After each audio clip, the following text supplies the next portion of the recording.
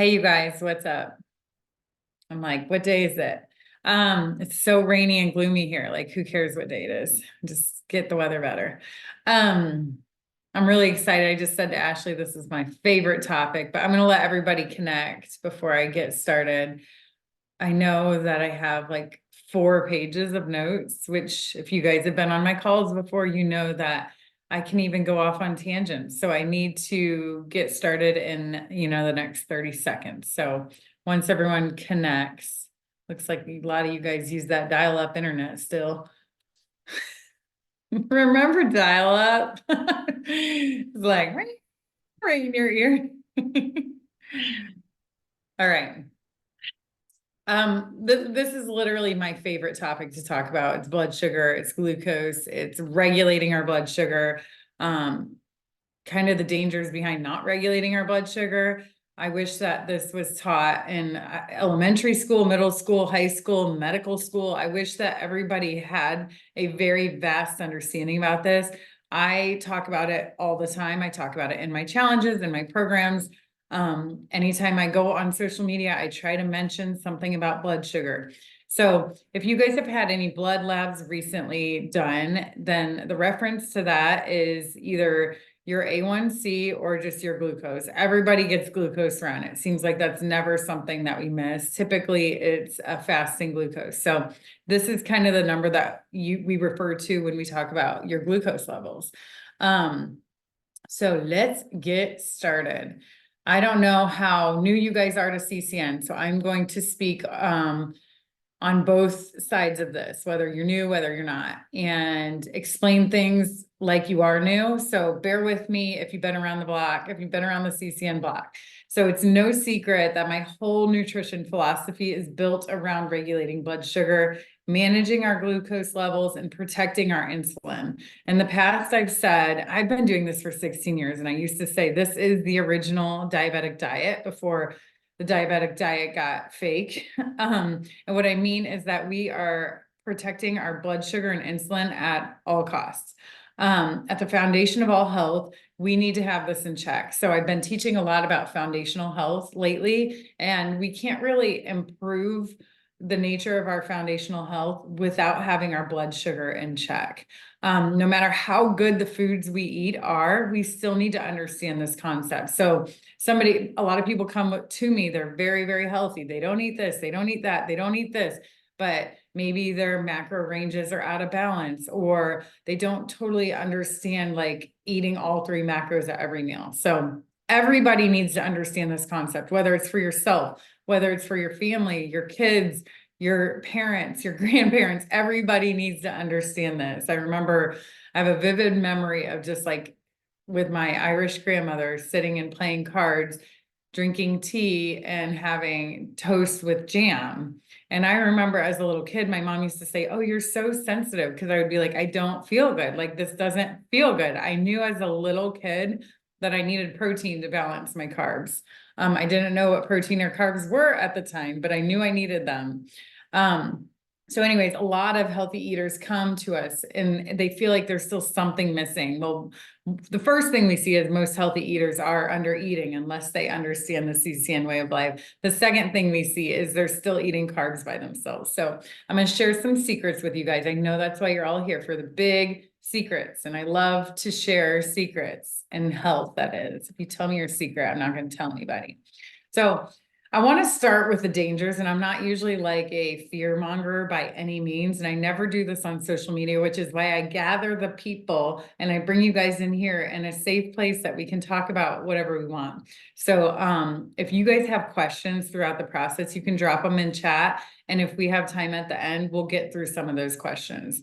So here's some of the dangers of dysregulated blood sugar, and I don't say this, like I said, to fear monger, but I also don't say this lightly. I'm not just saying this to make you guys scare you into doing a CCN challenge. I'm not doing that. No, number one danger is hypoglycemia. I have a lot of people that say to me, "Well, I get hypoglycemia." And I'm like, "Well, have you ever learned to combine your macros when you eat? Or have you ever understood that eating your macros in a certain order can help, like fiber and protein first before your carbs? Not drinking alcohol by itself, not having your cappuccinos by themselves, that kind of stuff. There's, beverages really sneak in there. Smoothies, when you order them out, stuff like that can cause major blood sugar spikes and drops. So hypoglycemia, which is low blood sugar and can be very dangerous. People faint from it. It causes a lot of dysregulation with our insulin levels, with our body's understanding of where we're burning from. Our mind is running the body. And if our minds are not getting the glucose that it needs, then they kind of shut down so that our body isn't, trying to run on no energy, essentially. So when our blood sugar is low and consistently low, this can cause us to burn stored sugar, known as glycogen, as energy. Glycogen is stored mostly in our liver and our muscles. So it's very counterintuitive to somebody that's like on a fitness journey to have hypoglycemia or, not be eating enough and not regulating your blood sugar, because we can be burning from our glycogen storages that we need in order to maintain and grow our muscles. It will also fatigue us quickly and burn out from there. So the other side of that is hyperglycemia. If we're eating too many carbs or carbs by themselves ever, we can cause hyperglycemia. And this is when glucose is too high in our bodies. This can cause resistance to insulin over time, which can lead to diabetes, prediabetes, and type 2 diabetes. Type 1 diabetes is autoimmune, so you guys probably already know that.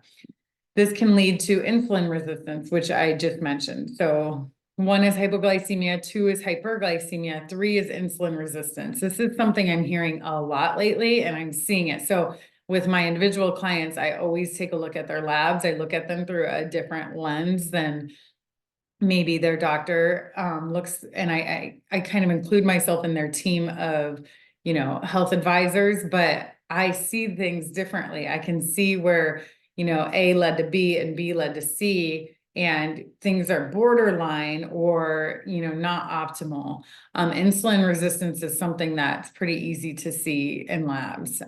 It's the effect of chronic hyperglycemia or eating too many carbs or carbs by themselves. This is where our pancreas has desensitized to releasing insulin because glucose in the blood has become too frequent.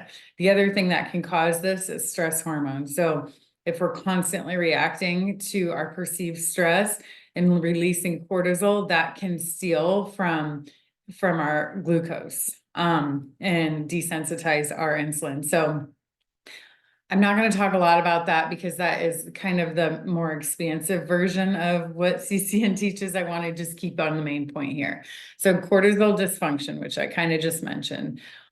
This is another danger of dysregulated blood sugar. It can be caused by dysregulated blood sugar and create issues to the circadian rhythm and more. So our cortisol is very imperative to our circadian rhythm, which is our 24-hour clock, and how we respond to perceived stress. So at the core of controlling that and managing that is blood sugar stabilization.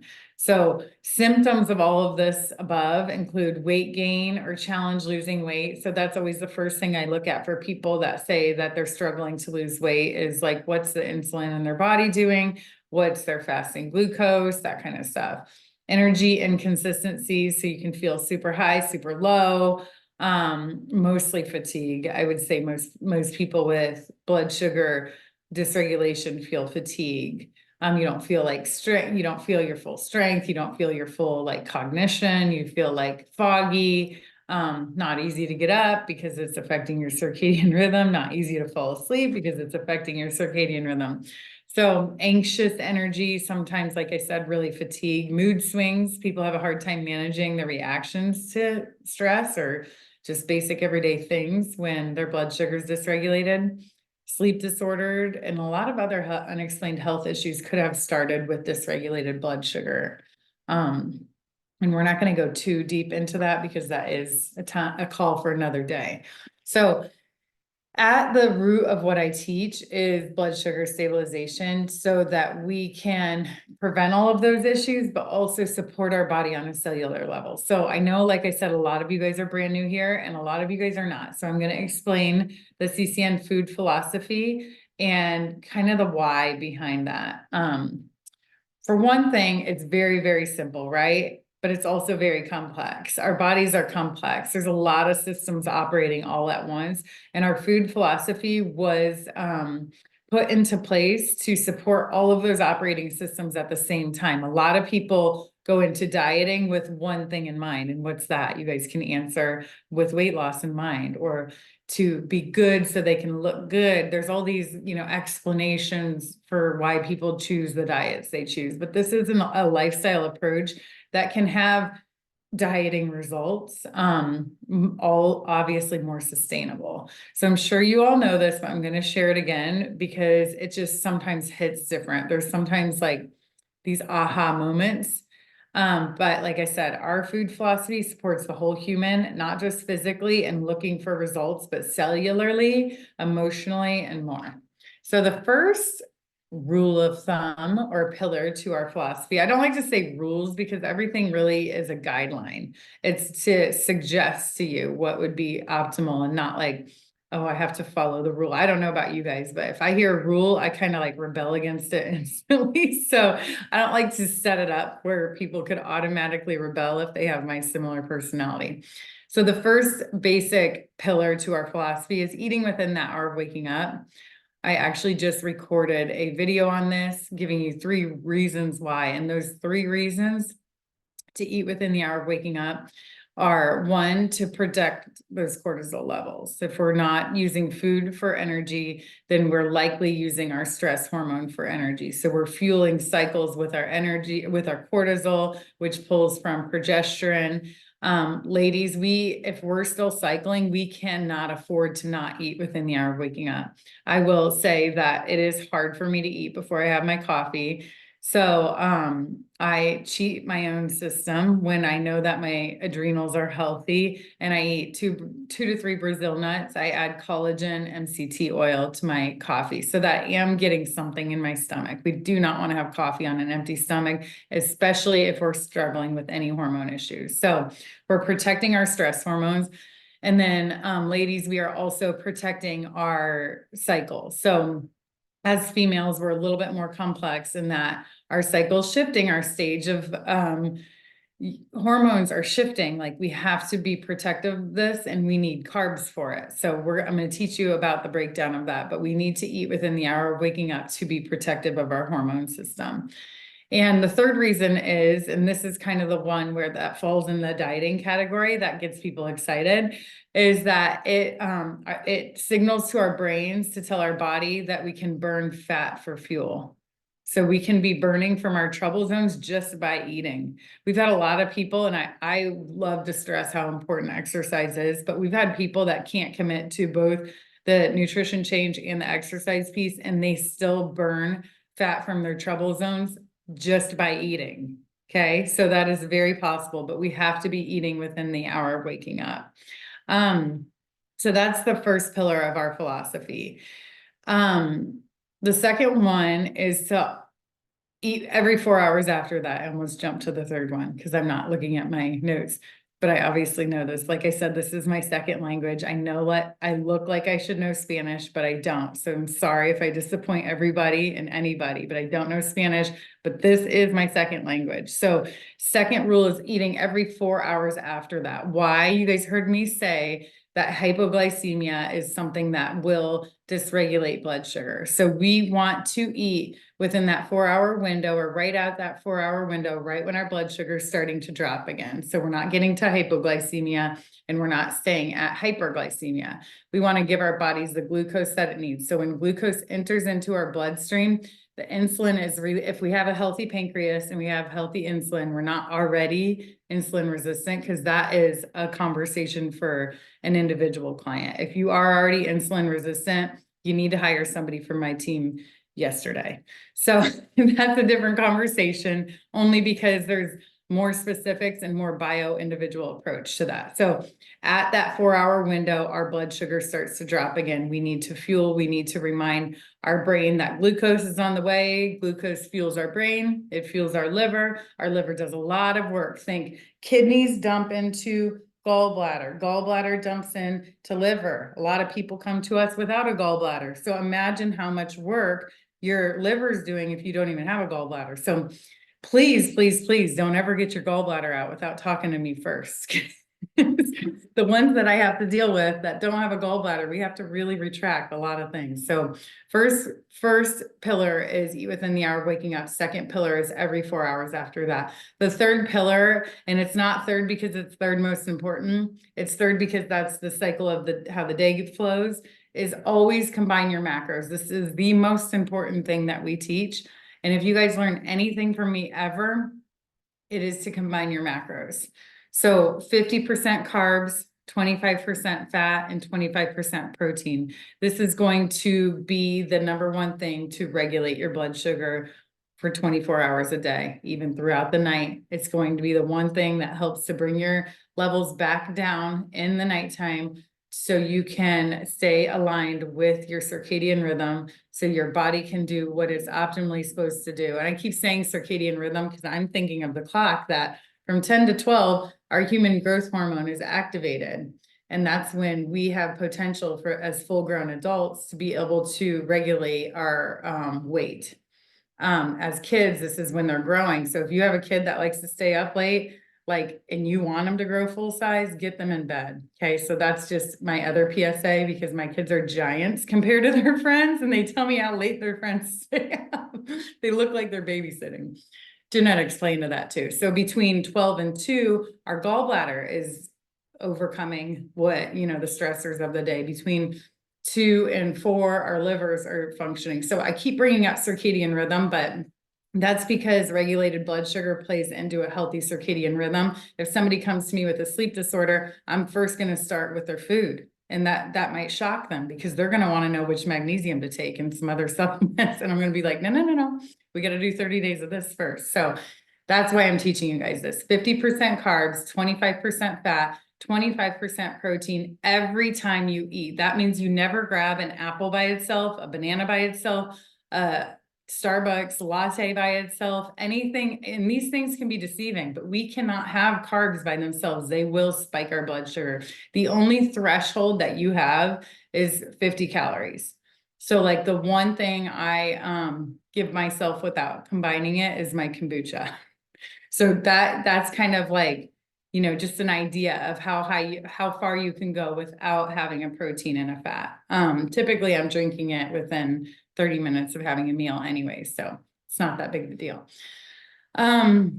The fourth thing is keeping those meal sizes consistent. So while our plans always have snacks, and people that have ever followed our plans, they have snacks, but those snacks are just as calorie dense as our meals. Our smoothies are just as calorie dense as our lunch, as our dinner. It might not always look like that, but when you intake it, you're going to notice that you feel the same as if you were having a full CCN meal.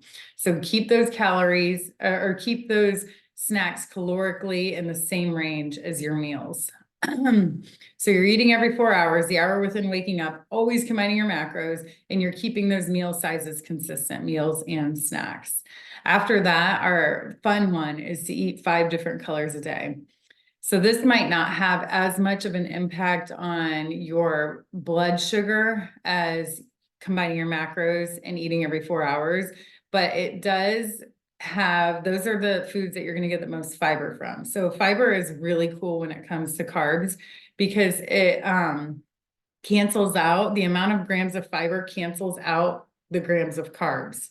So if you have 7 grams of fiber, that cancels out 7. Let's say you're eating rice as your carbs. So that brings that count down to 23. I'm going to talk more about that. I'm getting off track and not off track, but I guess I'm kind of teasing into our macros masterclass that I just remembered that launches sometime in the near future. I wrote it in August, but that was one key thing that I cannot wait to teach you guys on why fiber is so imperative with carbs, but also why 5 colors a day really matters to our body. Not only is it the fiber foods, but it's also antioxidants from the phytonutrients. So phytonutrients is defined by the colors, and that's the color that they turn as a plant. The chemical reaction between the sun and the plant is the phytochemical. And those give off certain vitamins and minerals. It's really cool science. I wish they taught this in school. Do you guys think that biology in high school is fun? No, but it could be. They could actually teach like human biology and stuff that applies to our future. So anyway, eat within the hour of waking up. Every 4 hours after that, always combine your macros. Keep meal sizes consistent. Eat 5 different colors of fruits and vegetables a day. And the next pillar has more to do with movement. And we suggest you move your body 4 times a week for 30 minutes. This is minimum. And you're doing exercises that make your whole body feel good. So if you're part of an exercise group or something like that, that just completely fatigues your body, it's not working. If you stay sore for like 4 days or more, like it's not working. If it gives you headaches, that's not the right workout. If you feel energy, if you feel smarter after your workouts, if you feel like your moods are more stable, that's a good workout for you. And we break this down a lot in Fresh Start Healthy Heart. I talk a lot about the exercise because it does make a huge impact on our minds and our hearts. So, and obviously we are a full functioning whole body. We are not just a diet, right? And then the last pillar to our philosophy is to drink half your body weight in ounces of water. This doesn't apply for people that are in the obese range. That can be reduced down to 100 ounces of water. When people are in our challenges, we actually recommend them doing a little Celtic salt with their water so it gets into the cells better and it regulates our electrolytes in our body. So Celtic salt can help regulate all the electrolytes in our body, and that is very important for detoxification, for energy, a lot of things. So our body, everybody says, your body is 70% water, which I feel like it's closer to 80, but it's actually salt water that our bodies are. It's not just water. So that's why we feel good when we're floating in the ocean, so long as you're not getting stung by anything. But yes, that's why people feel good with salt water, with floating, that kind of stuff, buoyant. That's why those float spas are, beneficial, because we are 80% water. So anyways, that is the premise of our philosophy. I know I see a ton of questions popping up and we're going to try to get to those in the end, but if you guys can answer them for each other, even better. I know that we probably have some OG CCNers, what I call OG CCNers, and they can be answering questions in the chat. I give them permission. So to help you understand the nature of the blood sugar rising and falling based on the food philosophy that I created 16, maybe like 15 years ago, I don't really remember. I'd have to get a calculator out. But I want you guys to see the big picture of how this works in our bodies. So let's say we wake up at 6. So I'll do 6 just because that's my normal. But we wake up at 6 and we're not eating. We drink coffee. So our stress hormones are activating, but our blood sugar keeps dipping further and further. But our body needs energy. So our blood sugar is down here, stealing energy from our glycogen levels. Let's say we wake up and eat within that first 30 minutes, 60 minutes. Our blood sugar is going to come up a little bit. And from here to, this is level. From here to here, our insulin is going to come take it and give it to where it needs. So insulin's a hormone. Hormones are messengers. So this is like, hey, I'm going to transport you and I'm going to signal to your brain, to your liver, to your muscles, like we're good, we got you. So from here to here, we're going to just go ahead and use that energy. We're going to fuel the ATP cycle, the Krebs cycle. That was helpful in high school biology, college biology. But anyway, so we're going to be level and we're going to be starting to come back down after our body's used everything we need. So here's level and here's 4 hours later. Let's say we aren't really that focused and we just grab some protein or some nuts. Nuts aren't a good example because they do have some carbs, but like a beef stick. So we're really hungry. We know we're hungry. And this I see a lot in the fitness world. We just grab some protein or we have a protein shake. So we're going to either stay level there or we're going to start dipping. And again, if we're dipping, we're using our muscle storage as energy. So let's say I was in a big hurry, so I grabbed an apple on the way out of the house. So I'm staying low calorie and I know an apple's good for me. Well, that's going to go way up here. and then drop. So we're going to be dropping within 2 hours, probably less. But all of this like excess energy, guess where that gets stored? So if we eat carbs by themselves, we're going to be storing excess energy. We're going to be using too much insulin to store excess energy, beep, beep, beep, right there to right there, as fat. So our fat cells have potential to increase like 10,000 times their nature. Okay. They also have potential to decrease 10,000 times their nature. So if we're spiking our blood sugar, even an apple's not the best example because it is really high fiber, but let's say a banana or a handful of mango, higher on the glycemic index, which we will talk about in the macros masterclass, we are going to be storing that as fat. And that is just our body trying to keep itself safe from ourselves. So ideally you're eating, I'm going to go over the meals that you could choose from the, day to day. And obviously CCN, right? Cara Clark Nutrition is my business. We write tons of meal plans. We do seasonal challenges. So obviously that's the best way to learn. Doing is the best way to learn. But we want your blood sugar kind of going like this all day long, right here at that mid-range line. That's going to keep your insulin healthy. That's going to keep your brain healthy, your liver healthy. Obviously, our liver takes on more than just blood sugar, but you get my point.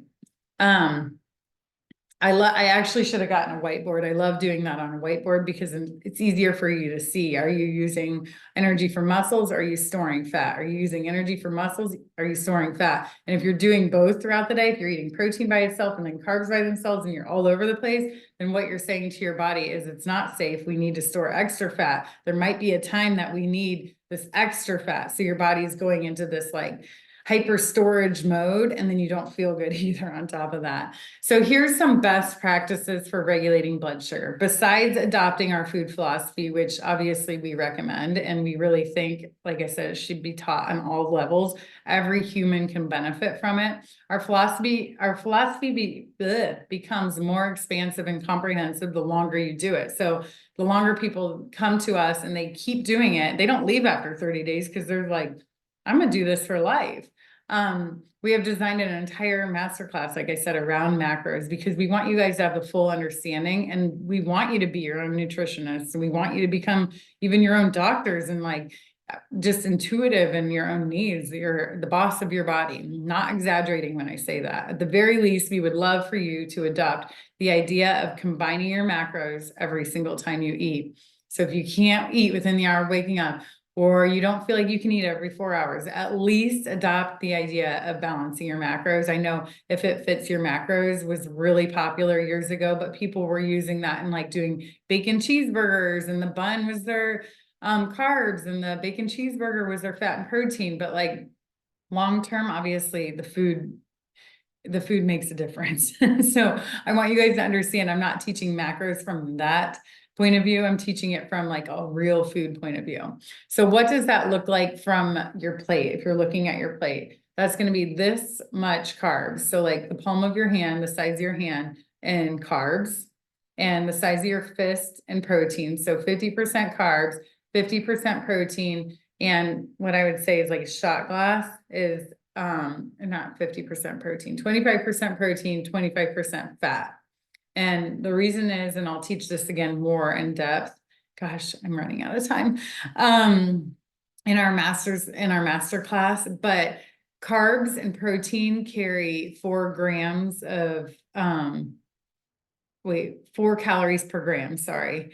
So carbs and protein carry 4 calories per gram into our body, whereas fat it's twice as nutrient dense at 9 calories per gram. So we need half as much fat to equal the same percentage. So I'll teach ratios and all that. I'll break that down more in our master class, which is actually more like 2 hours, I think.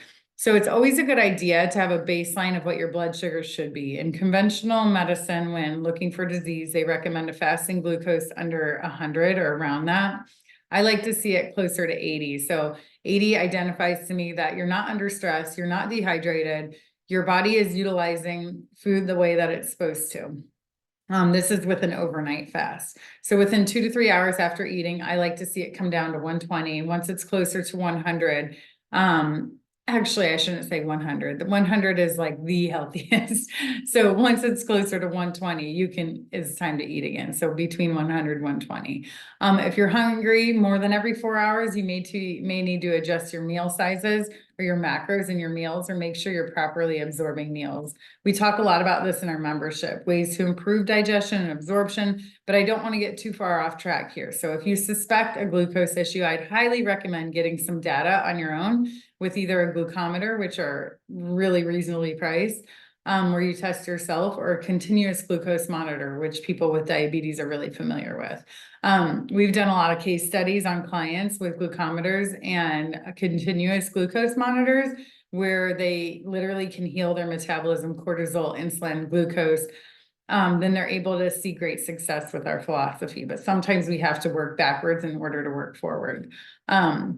When we're working with somebody with major dysregulation, we sometimes have to adapt our philosophy. Like I said, we have to work backwards in order to work forwards, in order to heal the insulin resistance first. It's quite amazing though, what this understanding will do, what this data will do in our lives. It helps us make decisions differently. We go into diet sometimes feeling like we don't want to be restricted, but when we actually have the data and we can see it for ourselves, then it doesn't feel like restriction anymore. If only we could get everybody we know on board, right? So a day in the life of eating for a balanced blood sugar. This might be something you guys want to write down again. So now for the good part, and I didn't want to miss this. So you're like, yeah, that sounds like real sciencey, or that sounds like a lot, and I'm not sure I can do it. But how this looks is it's much more simple than how it sounds. If you've never done one of our challenges or a program with us, I'd obviously recommend you joining us. All are welcome. If you wonder what that looks like in a day of food, I'm going to just break it down for you. So for breakfast, we often have smoothies or smoothie bowls. There's a lot of functional integrative medical doctors that actually say liquid before lunch, just to kind of support our body in its waking state, which I really like for people that are working through some healing stuff. Not everybody is ready to fire their digestion with all the chewing. And that's more that I go into in our membership, digestion, absorption, but it takes a lot of work, and we don't always have that immediate energy upon our morning circadian rhythm. So liquid before lunch is a great idea for people healing. So I'm going to go into a smoothie, and there's a lot, like I said, there's a lot of data that supports this. So here's an example of what would be included in a smoothie. And I know we have a graphic on Instagram somewhere too, but we always have a base of a nut milk. If you can't do nut milk, flax or rice, we're not an oat milk family here. So nut milk as the base. And then we always want to have like 2 to 3 different colors, and that can be from fruits and vegetables, believe it or not. If you've never had one of our smoothies, we have a ton of vegetables in them. And then we want to have a healthy fat, and a lot of times that comes from like hemp, chia, flaxseed. Those are our general ones that we like people to have in their pantry, but we get more creative with our, bio individualized cases. Then we want to have healthy protein. So those nuts and seeds will have a little bit of healthy fat and healthy protein, the fatty acids that we need. The carbs are obviously coming from the fruit. And then a lot of times we're adding in like a healthy protein powder, healthy collagen mix to our smoothies to make sure that they are not spiking our blood sugar, but they're supporting us for the whole day. So then we have lunch.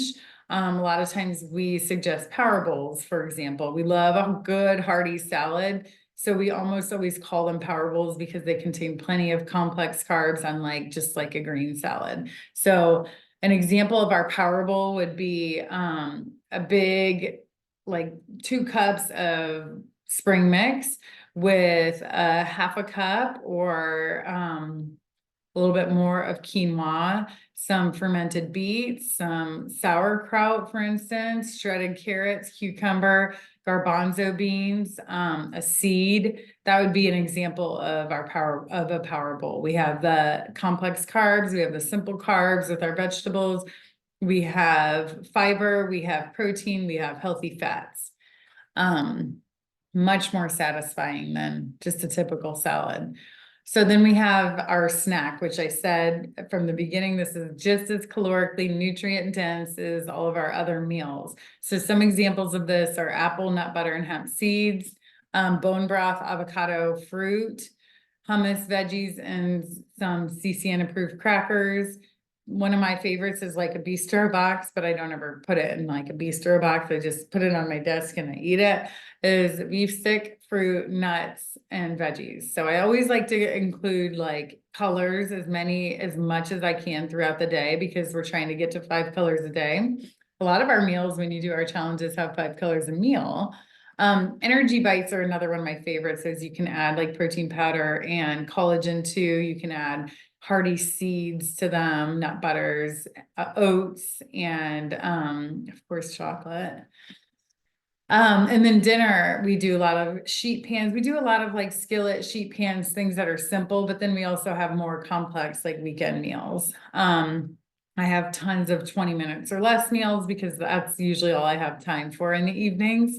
But you can do this together. You can do it separated. That's the cool thing about sheet pans, is like there's something for everyone. Your kids or your family members or you can pick and choose what you want, and then the rest can go in your power bowl the next day. So here's an example: salmon, cauliflower, broccoli, Brussels sprouts, turnips, butternut squash, served over either a portion of rice or another grain, or additional squash, sweet potato, that kind of thing. So within 4 days of following this philosophy, you will feel a difference. And that difference that you feel is your blood sugar regulating. It's like the angels sang, and your body is like operating at a level where you're putting the right gasoline in. You know, we wouldn't go and put regular gas in a diesel truck. We need to be fueling our bodies the same way we do our cars, the same way we charge our phones, that kind of things. But literally in 4 days, the difference that you feel is the regulated blood sugar. And our bodies actually can adapt pretty fast to that. So as we work our way through winter, we want to invite you all to journey with us to support your nutrition needs with our 30-day Fresh Start Healthy Heart Challenge group. When things become hard, we lean on people, and there will always be an incredible group of support, the community, obviously, but also our team of nutritionists. So I know that you guys are firing questions. So let's jump over to. We got to most of them. Oh, you did? Mm-hmm. Awesome. So The Cara only one I Squared wanna- the answered only- the questions. The only one I want to point out or ask about is someone asked about, they recently heard that we should eat during a 10-hour period each day only. Is this something you agree with? So if you're a man, then you can get away with that. If you're not a man biologically, then you cannot get away with that. We don't agree with intermittent fasting, and that fasting in a conversation is a whole different talk. But yes, that eating within that 10-hour window does not support a healthy blood sugar, at least for women. Men can be a little bit more broad in their approach. Did we have any other questions, Ashley? I think that was pretty much it. I was answering in the chat while you were talking. Oh, someone asked about, I told them about the bulletproof coffee, and they said, can somebody have that with high cholesterol? Because it's like 8 grams of saturated fat. So your doctor is going to tell you no, and I'm not going to advise against your doctor, especially on a forum like this. But if you want to work on your cholesterol levels, you're more than welcome to reach out to me. I've been studying blood chemistry for the last 6 months. And what I'm seeing is that high LDL is kind of a reflection of some chronic pathogen. It's a defense mechanism in our body that there might be something chronic. So like high LDL paired with, let's say, low white blood cell is something that sticks out as like there might be a chronic infection somewhere in our bodies. So back to the question, the MCT oil, no, your doctors are going to say that is not safe, and I'm not going to go against your doctors. But yeah, that's a way more complex answer.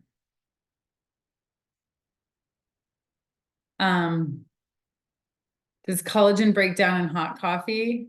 Yes, it can, but you have to have good collagen. Are you going to ask me any other questions, Ashley, that we came across?